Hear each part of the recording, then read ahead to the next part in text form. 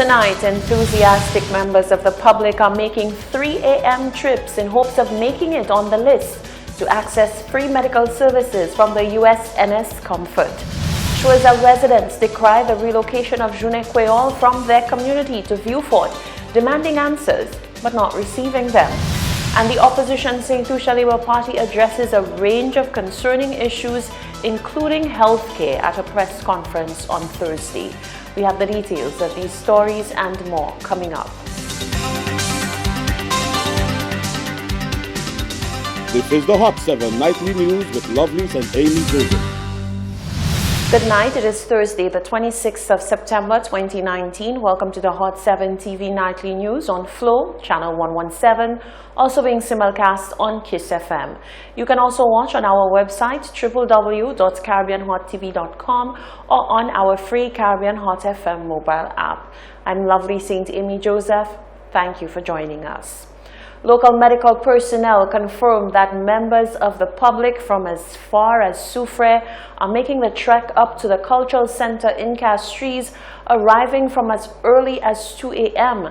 On Thursday, health officials reached their quarters from as early as 6 a.m. Chief Nursing Officer Kurthni Shalmain Suraj says there is always a healthy crowd of people to cater to by 6 a.m. Today, more persons are coming in for medical attention. I was here from 4 a.m. and from what I was told, there were people here from 2 o'clock. Persons came from as far as Soufrière and Vieux-Fort to seek service. Meanwhile, members of the public say they know all too well the dollar value of the services that the USNS Comfort team is providing to them at no cost. They say this is an offer that is simply too good to pass up, even if it means camping out from 3 or 5 a.m. for a chance to make it on the list. About within 5:30 to 6 o'clock this morning. When you arrival after, tell us what you saw.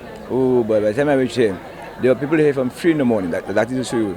People are taking the opportunity for that medical checkup the US Naval ship is giving. Kevin Jabatis. Kevin, from what time were you here today? From 3 o'clock in the morning. And when you entered here, did you meet anybody? Well, there were a few people there, but not more than 10 people. So you come in for what you coming to do today? Well, I came to check on my eyes. Yeah. And so far, from the reaction of the public, what you're hearing about this thing? Well, everybody's taking advantage of this opportunity that is given to the public and St. Lucia on the whole. And what do you think of this initiative? Well, it's a great initiative. The free medical clinics by the USNS will continue until Monday, the 30th of September. The president of the St. Lucia Red Cross is lending his support for the U.S. Navy ship Comfort. Hubert Pierre is encouraging St. Lucians not only to take advantage of the opportunity, but to rest assured that they are getting the best of the best in medical care. He says the initiative is especially timely considering the current state of the island's healthcare system. Rochelle Gonzalez reports. The U.S. Navy ship Comfort has received the seal of approval from the president of the St. Lucia Red Cross, Hubert Pierre, who has fully endorsed its services to the island. The ship arrived in St. Lucian waters on Monday, the 23rd of September, and officially opened its doors to the public 2 days later. Pierre encouraged as many St. Lucians to take advantage of the opportunity as possible, especially since the services being offered are of top-ranking quality. That ship goes in war areas, so there you must have the best surgeons and everything. Importantly for people like me is the fact that the government has realized the critical need, because we have heard so many complaints about a number of things. So whatever can be done to help people in St. Lucia, I am with it. We are strongly with it. It's all about people helping people. And please take this, that the sign they have, it is the Red Cross insignia, which is of course protective and indicative. Whilst the boat doesn't belong to us, but our emblem shows exactly what it is. It's humanitarian for protection and prevention. Pierre went on to quickly shut down the negative comments floating around surrounding the motives of the team aboard the ship.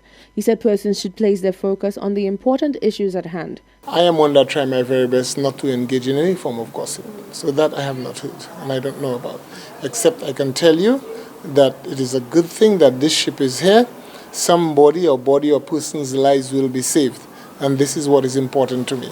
If they misuse a trust, then they'll pay for it. That's all I can say. The USNS will be offering free medical services until Monday, the 30th of September 2019. Reporting for Hot 7 News, I'm Rochelle Gonzalez.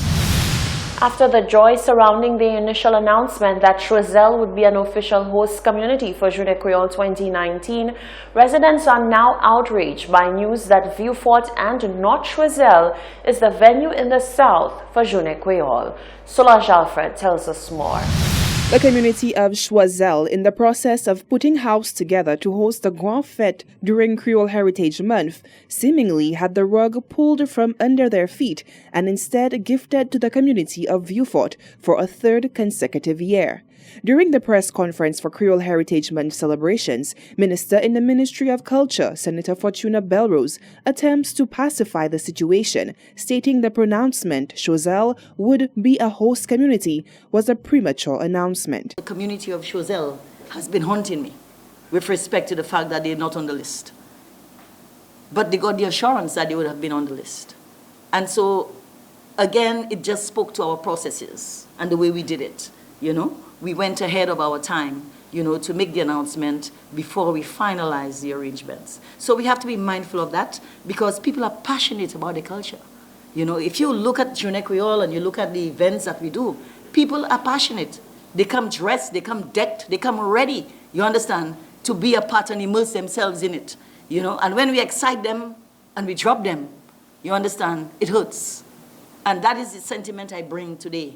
It's hurting. You know, so we need to get it right, and we need to develop the right formula so going forward, we don't have those issues, you know, plaguing us with our programming. Belrose says the community of Vieux Fort stands prepared to take on the onslaught of persons who are known to travel the South Circuit to enjoy the Creole festivities. Last year, the government of St. Lucia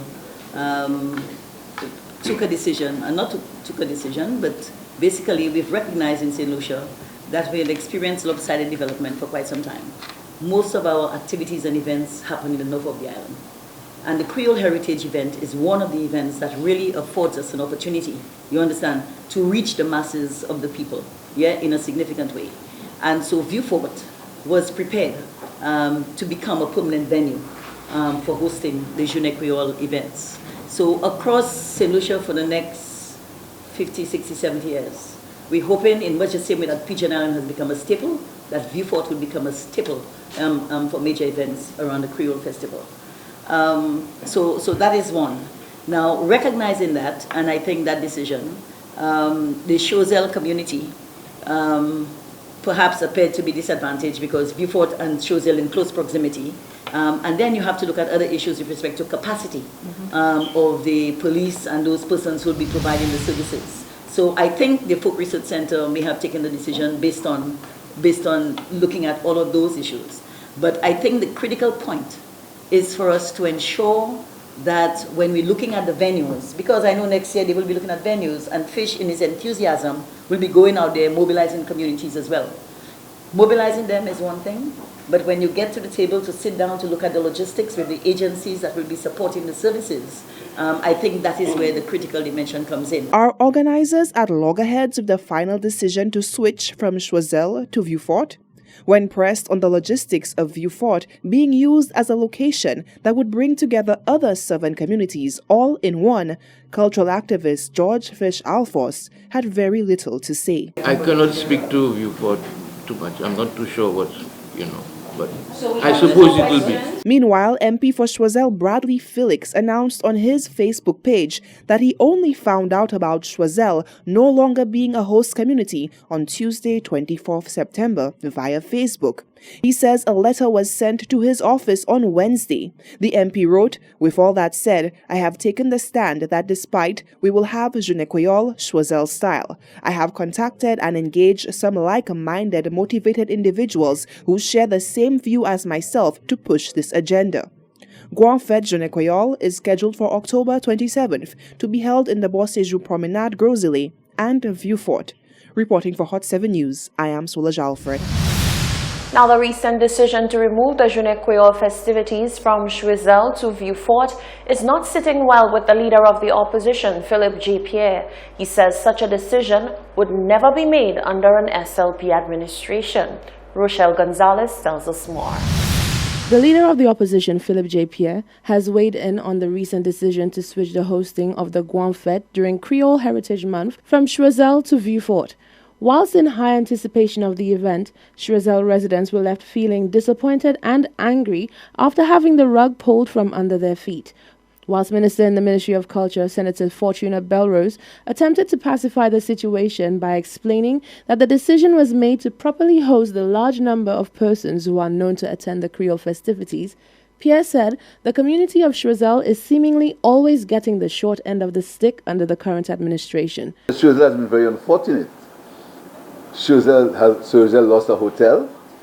Choiseul has been very unfortunate under this government. There was a hotel, construction started in the hotel and it stopped. We heard nothing about it. Choiseul is very unfortunate.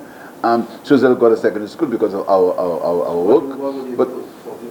But you know, because there's an obsession with Vieux-Fort. There's an obsession.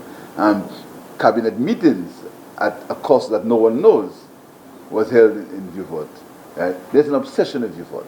Why? I do not know. Pierre said the Labour Party government would never impose budget cuts to Jeune Creole and would in fact see to it that the festival was properly financed. Reporting for Hot 7 News, I'm Rochelle Gonzalez. Speaking of Jeune Creole, Creole Heritage Month will hit the ground running with an official launch slated for the 29th of September in the community of Soufrière. A press launch held at the Folk Research Conference Room on Wednesday gave Executive Director of the FRC, Louise Victor, an opportunity to outline the many activities which are aimed to make this year's Jeune Creole and Creole Heritage Month overall unforgettable. Jacques Wooding tells us more. Creole Heritage Month 2019 will begin with a bang in Soufrière. This annual month-long celebration represents a showcase of the diversity of St. Lucia's cultural, ethnic, and artistic heritage. Creole Heritage Month 2019 will officially be launched on September 29th in Soufrière under the theme Discover St. Lucia, Discover Yourself. It will feature musical, theatrical, and other performances, seminars, and varied culinary experiences. Ahead of the planned activity, Executive Director of Folk Research Center FRC, Louise Victor, shed some light on what FRC has planned for Creole Heritage Month. You will notice as of last year, and it remains this year, that some of the events are decentralized, and it's in an effort to encourage people to stick to the theme of going down to Labrie, going down to Miko, going down to Soufrière, as we are doing on Sunday for the official launch of Creole Heritage Month, and discover something that you may have not known about your country, something that you may have, a practice that you may have not heard of or seen before, even experienced in person. Victor highlights the efforts of FRC to create new activities aimed at engaging the youth, with special additions made to this year's calendar. There are some new events that Mr. Alphonse may speak to just a bit, but even for me as a young executive director, one event we're especially proud to present for the first time is the Festa Jouet, which is the festival of play, which will specifically target a younger demographic, introduce the generation which is constantly on their tablets and their digital devices to the games that a lot of us played, like the Chinese skips and the tiki-talk and many, many, many others. Victor underscores the importance of documentation efforts as FRC moves forward with events. The FRC is currently in the process of rebuilding its archives after the 2018 fire at its previous headquarters. While we are doing all of this, we would appreciate that FRC is in the process of rebuilding a lot of its archives. So in light of the fire in 2018. So there will be a very deliberate focus to not just have an event, but to document the processes, document the practices, but to also make it relevant. So, because it's one thing to research and document, but how does it connect to the St. Lucian today? And so for us, that is also part of our mission as part of Creole Heritage Month celebrations for 2019. The main objective of this year's initiative is to encourage St. Lucians to embark on a journey of self-discovery through cultural immersion, allowing persons to explore traditional and folk practices as well as cultural sites and communities around St. Lucia. For Hot 7 News, I am Jacques Oding. Thank you, Jacques. This is the Hot 7 TV Nightly News. Still to come, the NCA says despicable actions called for drastic measures at local beaches. The opposition chimes in on the drawn-out process of transitioning to the Owen King EU Hospital and how to get St. Lucia to break up with plastics. That and more coming up after the break.